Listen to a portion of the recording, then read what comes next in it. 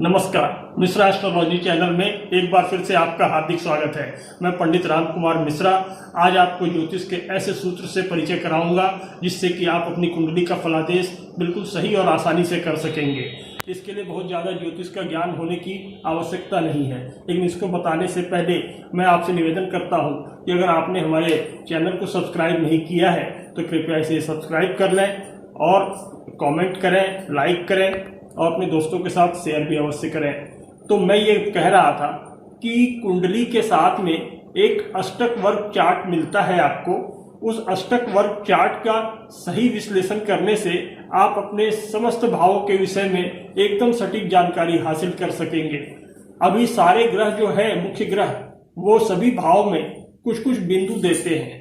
अब वो बिंदु का योग हमको देखना होता है कि किस भाव को कितने अंक मिले हैं। उस अंक के आधार पर यह फलादेश किया जाता है। तो मैं आपको एक चार्ट में उदाहरण से दिखलाना चाहता हूं कि इसका फलादेश कैसे होगा। तो आइए हम लोग चलें चार्ट की तरफ। देखिए, ये एक उदाहरण कुंडली है, साथ में अष्टक वर्ग का चार्ट भी हमने बनाया हुआ है। तो ये अष्टक वर्ग में क्या है कि मुख्य ग्रह जितने भी हैं, सूर्य, चंद्र, मंगल, बुध, गुरु, शुक्र, शनि, ये सभी का नाम लिखा है और यहाँ पे सभी भावों के नंबर लिखे हुए हैं। अब हमें ये देखना है कि किस भाव में कितना नंबर मिलता है। किसी भी भाव में अगर 24 से कम नंबर है तो उस भाव को हम कमजोर कहेंगे, और 28 से ऊपर है तो वो अत्यंत मजबूत हो गया, और अगर उससे भी ज़्यादा 35, 36, 40 ऐसा कोई अंक मिल जाए तो वो बहुत मजबूत हो गया। लेकिन 24 अंक से कम जिस भाव में ऐसा मिला हो बिंदु, तो वो भाव को हम कमजोर कहते हैं। तो अब देखिए, ये कुंडली का प्रथम भाव है, यहाँ पर 31 अंक लिखा है, ठीक है। अब ये 31 अंक 28 से ऊपर है, अतः लग्न भाव को हम मजबूत मान सकते हैं। लग्न भाव मजबूत होने से जातक का स्वास्थ्य, उसका सोच विचार, उसका सब कुछ अच्छा होगा, ऐसा हमें मानना है। अब देखिए दूसरे भाव में 33 नंबर है। 33 नंबर 28 से ऊपर हुआ तो इसका मतलब कि जातक को अपने रिश्तेदार परिवार के साथ अच्छा सामंजस्य होगा, उसके पास पैतृक संपत्ति भी होनी चाहिए अच्छी, और उनका सारा चीज द्वितीय भाव से संबंधित सारे भाव उसके अच्छे हो जाएंगे।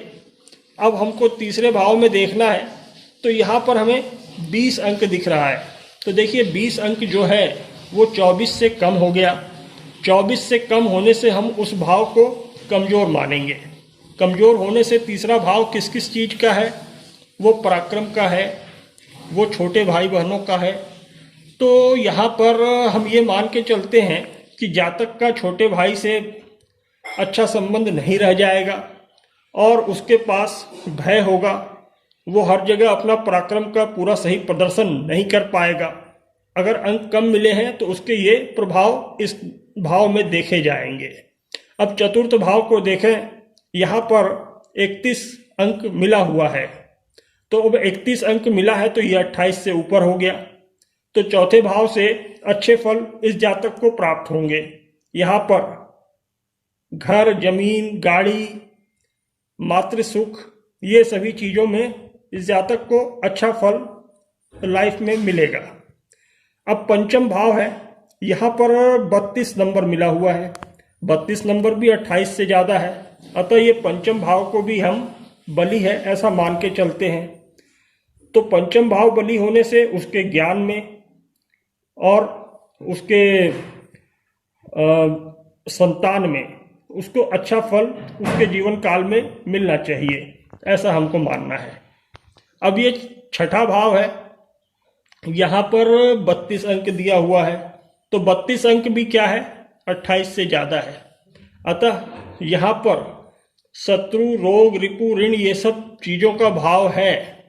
यहाँ पर शत्रुओं से ये अच्छा मुकाबला करेगा और उनको पराजित करेगा। रोग और किसी भी तरह के ऋण से इसको ज़्यादा नुकसान नहीं होगा, क्योंकि ये भाव इस जातक का बलिष्ठ है। यहाँ से सेवा का भाव भी देखते हैं, अतः सरकारी नौकरी वगैरह में जाने में ये भाव मजबूत है तो इसको सहयोग प्रदान करेगा, ऐसा हमें मानना चाहिए। अब ये सप्तम भाव है, यहाँ पर 30 अंक मिला हुआ है, ये भी 28 से ज़्यादा है, अतः सप्तम भाव को भी हम मजबूत मानते हैं।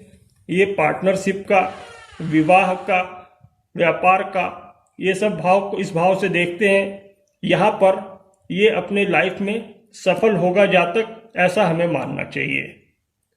अब ये अष्टम भाव है, यहाँ पर दिक्कत है, यहाँ पर 21 अंक मिला है जो 24 से कम है। 24 से कम होने से इसको जातक को लाइफ में कुछ कष्ट हो सकती हैं, किसी तरह का दुर्घटना, चोट वगैरह से कोई इसको क्षति हो सकती है। इसको लाइफ में सावधान रहना चाहिए, ये भाव कमजोर होने से इस तरह के प्रभाव आएंगे। अब ये है नवम भाव, ये धर्म का भाव है, यहाँ पर 18 अंक मिला है। तो लड़का जो है जातक, ये ज़्यादा धर्म कर्म में उतना रुचि नहीं लेगा अपने लाइफ में, और भाग्य भी कमजोर है, यानी कि जितना मेहनत करेगा उतना ही फल प्राप्त होगा, उससे बहुत ज़्यादा बढ़ करके इसको फल नहीं मिलेगा, क्योंकि भाग्य भाव में इसे 24 अंक से कम मिल रहा है। अब इसके साथ में देखिए, ये दसम भाव है, दसम भाव कर्म का भाव है, यहाँ पर इसको अच्छा मार्क्स है, 31 नंबर मिला हुआ है, 28 से ज़्यादा है। अतः हमें ये जानना चाहिए कि ये अपने कार्य क्षेत्र में बहुत सक्सेसफुल होगा। 28 से ऊपर आने से और 30 से ऊपर आने से इसके कार्य क्षेत्र में ये काफ़ी सफल रहेगा, ऐसा हमें मानना चाहिए। अब ये देखिए, ये है आय का भाव, 11वां भाव, लाभ होता है, यहाँ से लाभ देखते हैं। यहाँ पर 33 मिल गया है, 33 से मतलब 28 से ऊपर होने की वजह से ये लाभ भाव मजबूत हो गया है। अभी लाभ भाव मजबूत होने से ये अपने कार्य से अच्छा लाभ प्राप्त करेगा, ऐसा हमें मानना चाहिए। और इसके साथ ही 12वां भाव को देखिए, यहाँ पर 25 है, 25 अंक 24 से तो ज़्यादा ही है, अतः 33 से कम और 24 से ज़्यादा, यानी कि जितना लाभ ये कमाएगा उसके अनुपात में खर्चे इसके कम होंगे। तो इसको जो है, जब लाभ होगा और खर्च कम होंगे तो इसके पास धन का संचय होगा।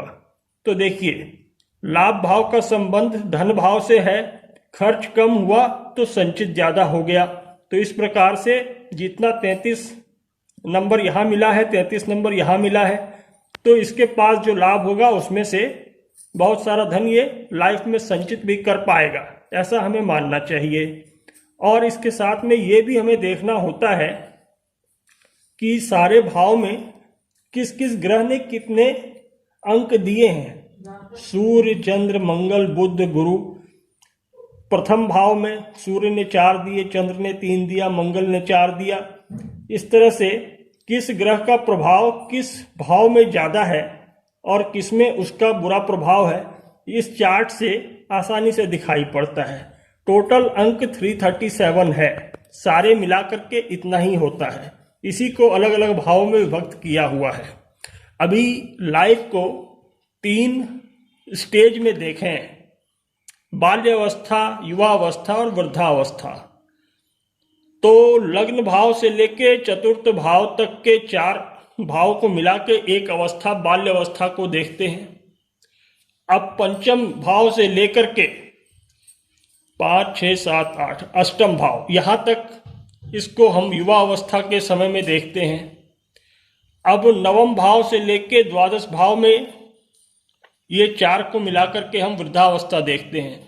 चारों का अलग अलग योग निकाल लेते हैं। जैसे इसमें जो उदाहरण दिया है, इसमें बाल अवस्था के प्रथम से लेकर चतुर्थ भाव तक के टोटल अंक 115 है, और युवा अवस्था में उसमें भी 5 से लेकर 8 तक में 115 है।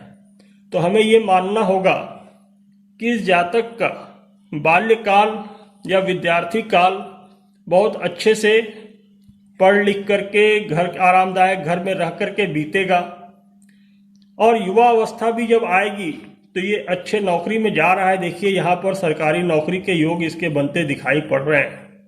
तो ये अच्छी नौकरी में रहेगा तो इसके नौकरी करने का 60 साल की उम्र तक का लाइफ जो है काफ़ी अच्छा रहेगा, हमें ऐसा मानना चाहिए। वृद्धावस्था में 107 मिले हैं, फिर भी 100 से ऊपर ही है। 100 से ऊपर रहने से वो जो अवस्था होती है वो स्टेबल रहता है। इसलिए वृद्धावस्था में भी कुछ कम आय तो खत्म हो जाएगी, कम हो जाएगी वृद्धावस्था में, लेकिन कोई तकलीफ नहीं होगा इस जातक को वृद्धावस्था में, ऐसा हमें मानना चाहिए। तो ये अष्टक वर्ग का विवेचना था। इससे कुंडली के सभी भावों का पता चलता है। ये सॉफ्टवेयर आता है, किसी भी सॉफ्टवेयर से कुंडली डाउनलोड करने से वहां अष्टक वर्ग का एक चार्ट आपको मिलता है। उस अष्टक वर्ग में सभी भावों के दिए हुए अंक उसमें पता हो जाते हैं। उसको देख करके कोई भी व्यक्ति ये जान सकता है कि उसके किस भाव में कितने अंक मिले हैं और उसका कैसा प्रभाव रहेगा। तो आज हमने जाना कि अष्टक वर्ग से सभी भावों का किस तरह से फलादेश किया जाता है। आप भी अपने कुंडली का फलादेश इसी माध्यम से बड़ी आसानी से कर सकते हैं, जो काफी सटीक होता है। अब आपसे एक बार फिर से निवेदन कर दूं कि अगर आपने चैनल को सब्सक्राइब नहीं किया है तो कृपया सब्सक्राइब करें, लाइक करें और शेयर भी करें। आपसे अगले वीडियो में फिर मुलाकात होगी। नमस्कार।